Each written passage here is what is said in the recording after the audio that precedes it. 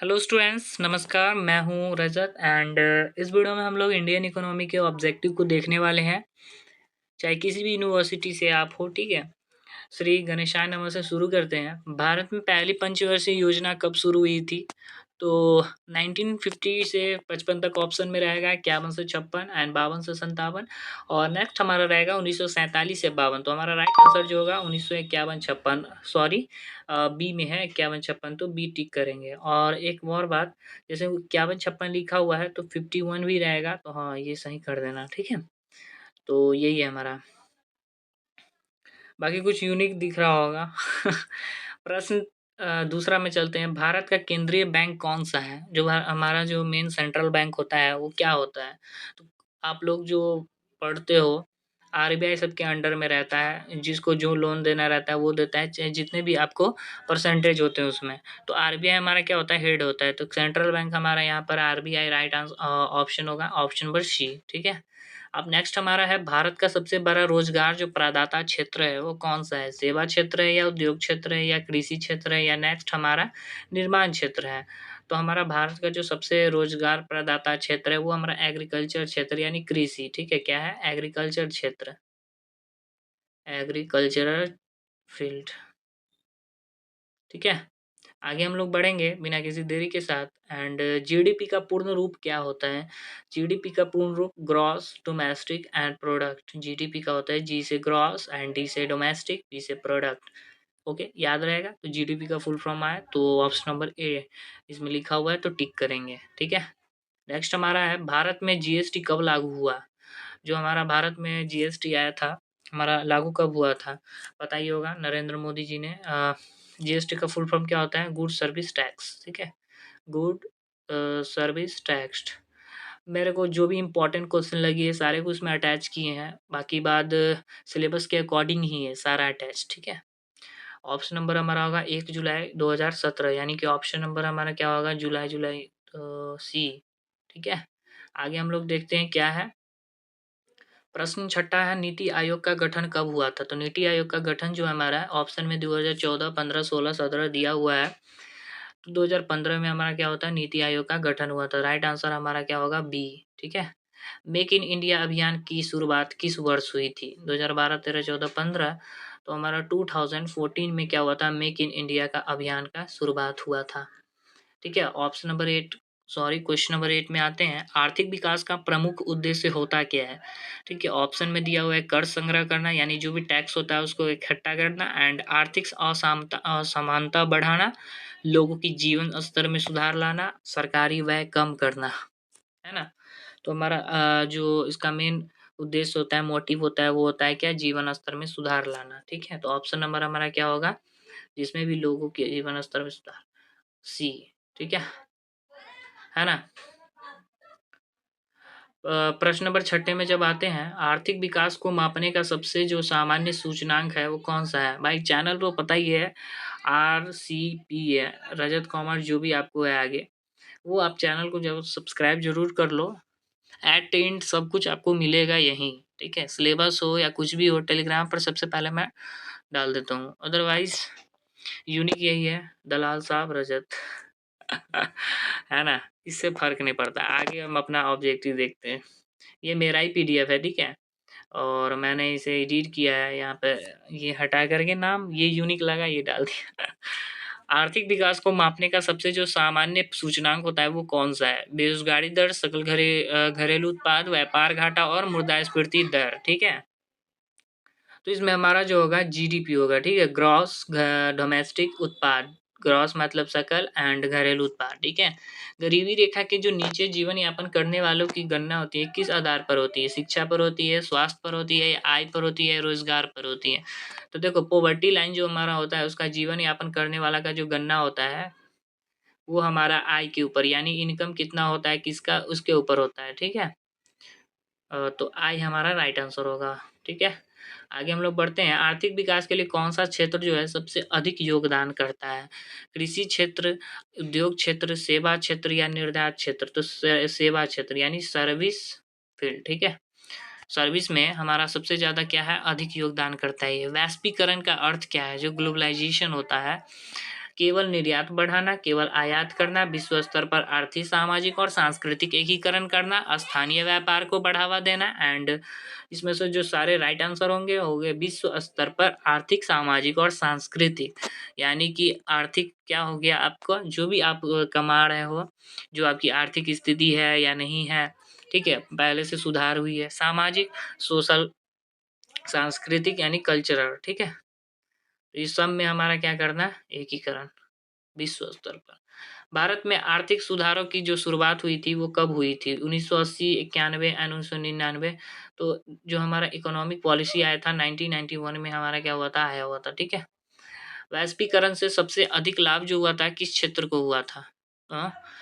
जो हमारा वैश्वीकरण से जो सबसे अधिक प्रॉफिट हुई थी हमारी किस क्षेत्र से हुई थी, कृषि, विनिर्माण, सेवा क्षेत्र एंड खनन। तो राइट आंसर हमारा होगा सेवा क्षेत्र, सर्विस सेक्टर। फील्ड बोलो या सेक्टर बोलो, बात बराबर है। भारत में विदेशी निवेश को किस वर्ष में पहली बार प्रोत्साहन मिला, 1947, 1971, 1991, 2001। तो हमारा भारत में जो एफडीआई था उसको हम लोग पहली बार प्रोत्साहन जो मिला था 1991 में मिला था। डब्ल्यूटीओ का मुख्य उद्देश्य होता क्या है, व्यापार बाधाओं को समाप्त करना। जो हमारा डब्ल्यूटीओ होता है उसका मेन जो मोटिव है, फीचर है, वो हमारा होता है व्यापार बाधा को समाप्त करना। ओके। वैश्वीकरण का मुख्य घटक क्या है, निर्यात पर रोक, सरकारी नियंत्रण, उदारीकरण, निजीकरण, वैश्वीकरण। जिसको हम लोग बोलते हैं एलपीजी, गैस नहीं समझना। एल से लिबराइजेशन, पी से प्राइवेटाइजेशन, जी से ग्लोबलाइजेशन, एल से हमारा उदारीकरण, पी से हमारा निजीकरण, हिंदी में जी से हमारा वैश्वीकरण यानी ग्लोबलाइजेशन, ठीक है।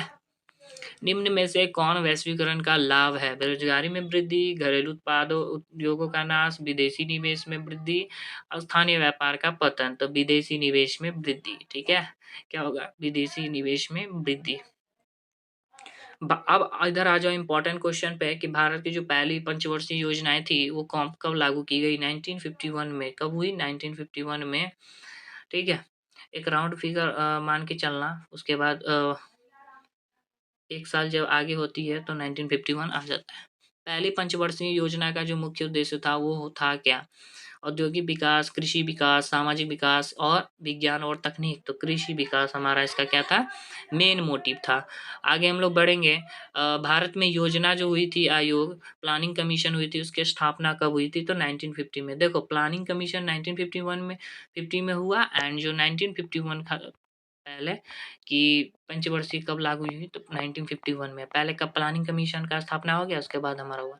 भारत की जो दूसरी पंचवर्षीय योजना थी किस मॉडल पे आधारित थी, मेन बहुत ही इंपॉर्टेंट क्वेश्चन है, ठीक है। तो महालनोबिस मॉडल पर जो थी ना दूसरी पंचवर्षीय योजना वो लागू थी, ठीक है, या आधारित थी। भारत में किस पंचवर्षीय योजना को गेंदे का फूल योजना कहा जाता था, तो चौथी जो हमारी योजना थी उस पंचवर्षीय योजना को गेंदे का फूल योजना कहा गया था। गरीबी हटाओ का जो नारा था किस पंचवर्षीय योजना में दिया गया था, तीसरी योजना में, चौथी योजना में या पांचवी योजना में। तो राइट आंसर हमारा जो होगा वो होगा पांचवी योजना में, ठीक है। अब है किस योजना को रोल बैक किया गया था, तो पांचवी जो हमारी पंचवर्षीय योजना थी पंचवर्षीय, उसको हम लोग क्या रोल बैक किया गया था। 12वीं पंचवर्षीय योजना की जो समय विधि थी वो क्या थी, 2012 से लेकर के 17 तक का थी, 2012 से लेकर के 17 तक, ठीक है। ये इंपॉर्टेंट क्वेश्चन है। आगे हमारा भारत में विकास की रणनीति को आधारशिला किस योजना में रखी गई थी, तो दूसरी पंचवर्षीय योजना में रखी गई थी। भारत की जो विकास हुई थी रणनीति में महालनोबिस मॉडल किस योजना में अपनाया गया था, तो पता है पहले दूसरी में पूछा है, तो राइट आंसर हमारा क्या होगा, दूसरी यानी कि ऑप्शन नंबर बी। आगे हम लोग हैं, नव औद्योगिकरण नीति भारत में कब आई गई थी और जो नई रणनीति का संकेत था, तो 1991 में हमारा क्या हुआ, न्यू इकोनॉमिक पॉलिसी। न्यू, नव से मतलब न्यू, औद्योगिक मतलब इकोनॉमिक और नीति मतलब पॉलिसी, ठीक है, तो एनईपी। तो आया था 1991 में। भारत में जो पहली आधुनिक इस्पात मिल थी वो कहाँ अवस्थित की गई थी या स्थापित किया गया था, तो जमशेदपुर में। कहाँ, जमशेदपुर। नेक्स्ट हमारा है Tata iron and steel company जो था, टिस्को, जिसको छर वोर सब जो आती है, वो हमारा जो स्थापना था कब हुआ था, तो 1907 में।